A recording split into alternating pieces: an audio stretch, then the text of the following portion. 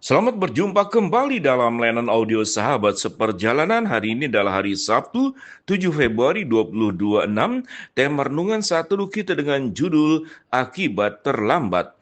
Firman Tuhan terambil dalam Yeremia 8 ayat 18 sampai dengan ke-20. Tidak tersembuhkan kedukaan yang menimpa diriku. Hatiku sakit pedih. Dengar, seruan putri bangsaku minta tolong. Dari negeri yang jauh, tidak adakah Tuhan di Sion? Tidak adakah rajanya di dalamnya? Mengapakah mereka menimbulkan sakit hatiku dengan patung-patung mereka dan dengan dewa-dewa asing yang sia-sia?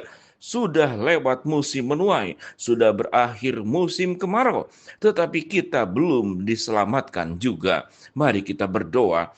Bapa yang di dalam sorga, biarlah kami menjadi orang yang tidak berlambat-lambat untuk mengejar dan melakukan semua yang benar di hadapan Tuhan. Dalam nama Tuhan Yesus kami berdoa, amin.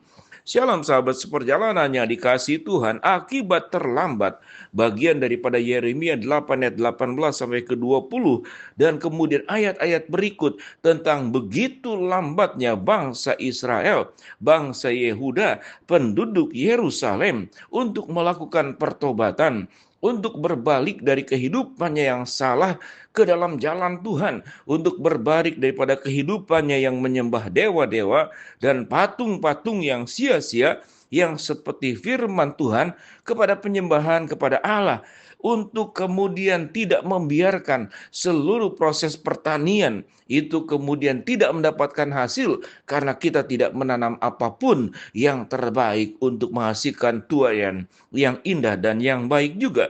Itulah gambaran tentang akibat terlambat. Kalau kita boleh berbicara tentang sifat dasar manusia, biasanya untuk keinginan-keinginan pribadi yang seringkali justru keinginan itu juga banyak keinginan yang didasarkan oleh hawa nafsu, banyak keinginan yang didasarkan oleh kehidupan dalam keberdosaan, itu dilakukan dengan cepat-cepat. Kalau marah itu cepat-cepat, kalau makan itu cepat-cepat. Kalau yang sifatnya itu kepentingan pribadi, hawa nafsu itu cepat-cepat, bahkan tidak punya uang pun akan diusahakan. Bukankah itu terjadi buat orang-orang yang suka mabuk? Tidak punya uang pun dia akan berjuang bagaimana mendapatkan uang supaya bisa membeli minuman keras.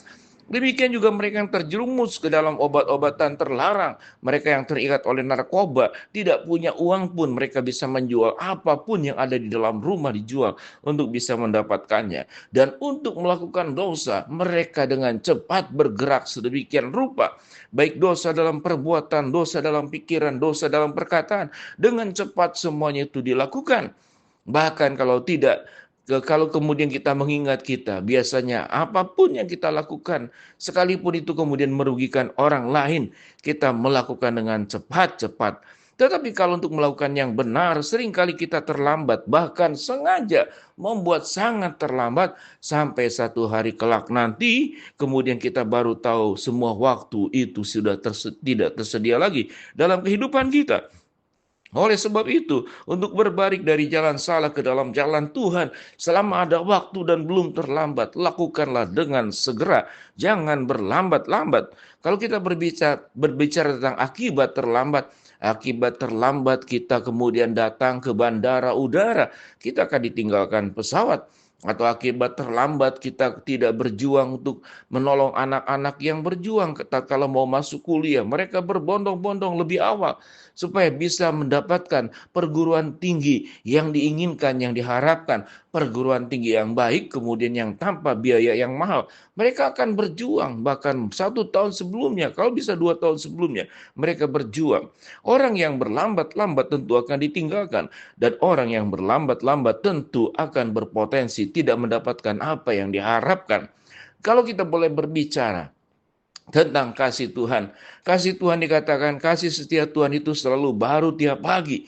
Dia tidak pernah berlambat-lambat. Bagaimana Allah mencintai, sebagaimana Allah menerbitkan matahari, kemudian menyinari seluruh dunia ini. Dia tidak pernah berlambat-lambat. Seluruh perputaran bumi yang kita bisa menentukan jam kehidupan kita secara tepat, itu berdasarkan sinar matahari yang tidak pernah terlambat, selalu tepat pada waktunya. Tetapi mengapa kita sebagai orang yang dikasihi dan dicintai Tuhan sedemikian luar biasa, Kita seringkali berlambat-lambat untuk melakukan pertobatan, berlambat-lambat untuk melakukan kebenaran, berlambat-lambat, bahkan dilupakan dan tidak dikerjakan. Tetapi untuk melakukan dosa, kehidupan yang salah, kehidupan yang serong, cepat sekali kita untuk melakukannya. Kalau kita boleh berkata tentang kebiasaan manusia, kalau ingin melakukan hutang, maka sangat cepat sekali. Maka kemudian tatkala waktu pembayaran kita buat menjadi berlambat-lambat. Berlambat-lambat adalah sebuah dosa untuk seluruh perbuatan yang seharusnya kita kerjakan hari ini. Kita tunda esok hari, bahkan sampai waktu-waktu kemudian. Sementara perbuatan dosa yang seharusnya dihentikan bukan hanya dilakukan dengan lambat, tetapi tidak boleh dilakukan. Kita sangat cepat sekali untuk melakukannya. Itulah sifat manusia. Biarlah apa yang dikatakan dalam firman Tuhan, tidak tersembuhkan kedukaan yang menimpa diriku, hatiku sakit pedih. Dengar seruan putri bangsaku minta tolong. Dari negeri yang jauh, tidak adakah Tuhan di Sion, tidak adakah rajanya di dalamnya? Mengapakah mereka menimbulkan sakit hatiku, sakit hatinya Tuhan? Dengan patung-patung mereka, dengan dewa-dewa asing yang sia-sia, Tuhan menantikan dengan cinta kasih-Nya supaya mereka berbalik untuk bertobat kepada Allah. Sampai ayat ini kemudian menjadi dinyatakan oleh Nabi Yeremia, ratapan atas Yehuda dan Yerusalem tidak tersembuhkan kedukaan yang menimpa diriku. Hatiku pedih, mereka masih menimbulkan sakit hatiku. Karena patung-patung mereka dan dewa-dewa asing yang sia-sia yang mereka sembah. Ayat 20 dikatakan sudah lewat musim menuai, sudah berakhir musim kemarau, tetapi kita belum diselamatkan juga. Artinya bermusim-musim sudah berlalu, tidak terjadi pertobatan kepada bangsa Israel. Dengan demikian, apa yang kita pelajari dalam situasi ini? Yeremia adalah nabi yang dikirim oleh Allah untuk sebuah pertobatan yang seharusnya dilakukan oleh bangsa Israel.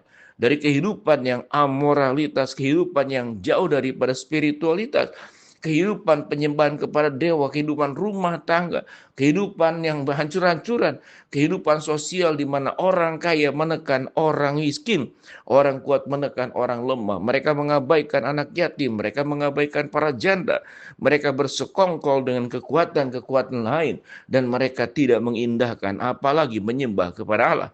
Biarlah dengan demikian sahabat seperjalanan, kita menjadi pribadi yang tidak berlambat-lambat, tapi orang yang dengan cepat merespon segala perintah Allah, kemudian menghayatinya dan melakukan di dalam setiap kehidupan pribadi kita. Sehingga apapun yang sudah menjadi contoh buruk daripada bangsa Israel di masa terdahulu, kita tidak melakukannya. Kita tidak lagi menjadi bangsa Israel di masa kini. Sekalipun kita bukan keturunan Yahudi. Tetapi jangan-jangan sifat-sifat keberdosaan orang-orang Yahudi di zaman terdahulu masih ada pada diri kita. Biar kita menjadi orang yang cepat-cepat melakukan pertobatan. Cepat-cepat melakukan perubahan. Menjadi pribadi yang semakin baik. Yang semakin mendekat kepada Allah. Hidup dalam kebenaran. Hidup di dalam kekudusan. Hidup menjauhi dosa. Kita jangan berlambat-lambat untuk melakukan perubahan hidup seperti yang Tuhan kehendaki dan yang Tuhan inginkan. Kita berdoa. Bapa dalam surga, terima kasih buat kebenaran firman Allah yang kami pelajari. Hamba-Mu berdoa buat sahabat seperjalanan yang sakit, Tuhan jamah sembuhkan. Sahabat seperjalanan yang sedang menghadapi masalah, Tuhan bukakan jalan. Sahabat seperjalanan yang sedang berdoa mengharapkan sesuatu, Tuhan kabulkan sesuai dengan waktu dan rencana Tuhan yang terbaik. Di dalam nama Tuhan Yesus kami berdoa. Amin. Shalom. Tuhan memberkati kita semua.